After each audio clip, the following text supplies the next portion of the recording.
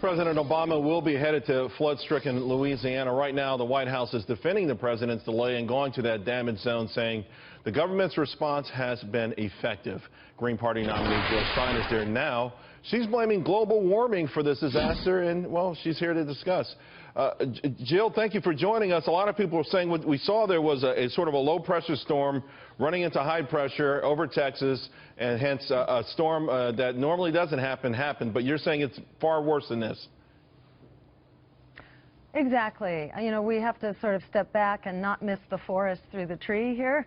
You know, that we're seeing flood after flood, which is coming in at a level of so-called a 500-year storm or a 1,000-year flood.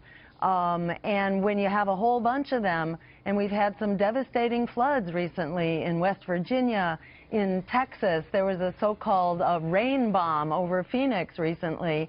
When you're having so many severe storms and floods, you have to say there's something going on here.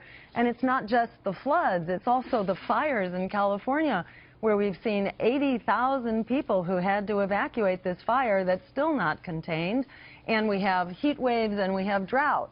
So, you know, like, you got to connect the dots here. This is exactly what is predicted when the climate continues to warm with rising levels of carbon dioxide in the atmosphere. So fortunately, we can fix it.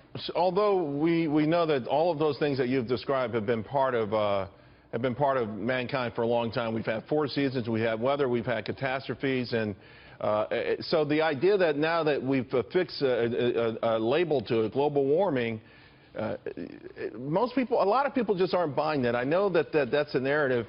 And then, of course, there's an issue. You're going to tell me now, how much does it cost in your mind, and if everyone bought into this, to fix it, to adjust all of these things? So I'll just say that 99% of scientists have bought into this. The American public, in poll after poll, has also bought into this and is demanding that we have real substantive solutions. So yes, there are special interests that do not buy into it. But overall, people who enter into this without bias and without a financial interest, how much is it going to cost to fix it? Have really been persuaded. Here's the really good news that very few people know.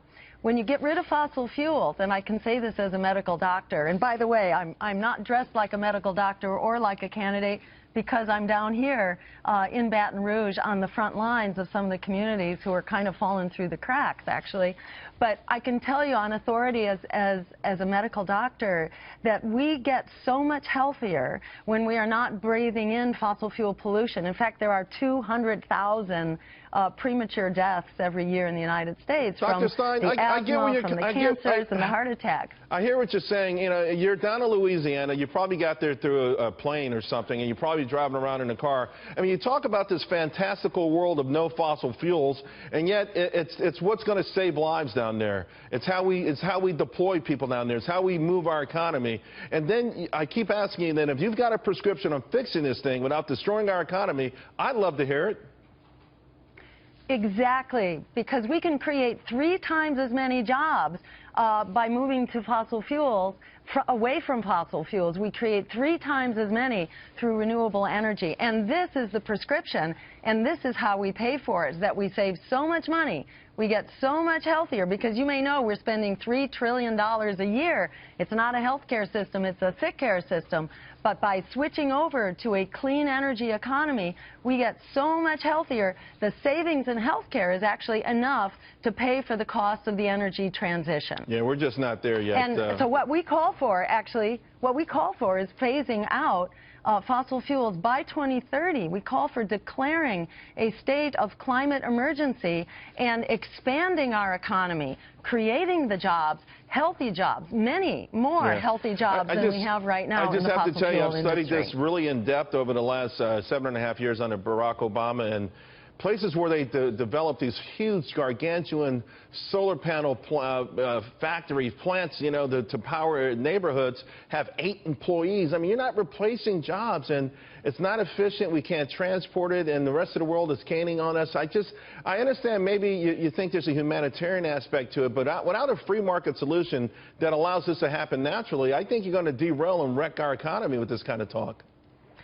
Well, exactly, and we have to stop what's been an anti-free market fossil fuel economy where we, the taxpayers, have been subsidizing to the tune of tens of billions of dollars a year an energy system that's not only destroying the climate and our health as well, and making workers in particular sick who are on the front lines. We can actually do right by our workers, do right by our communities, and do right by our economy at the same time that we're saving the planet. So I urge people, go to Jill2016.com and find out more about it, because they try to divide us and make us think we got to choose between a planet we can live on or jobs we can have. But it turns out we can only, as you made the point, we can only save the climate if we're doing it in a way that's actually expanding our economy, creating more jobs, and doing it at the community level. Dr. Stein, thank you very, very much. And you got the email out there, I mean the website out there as well. Thank you.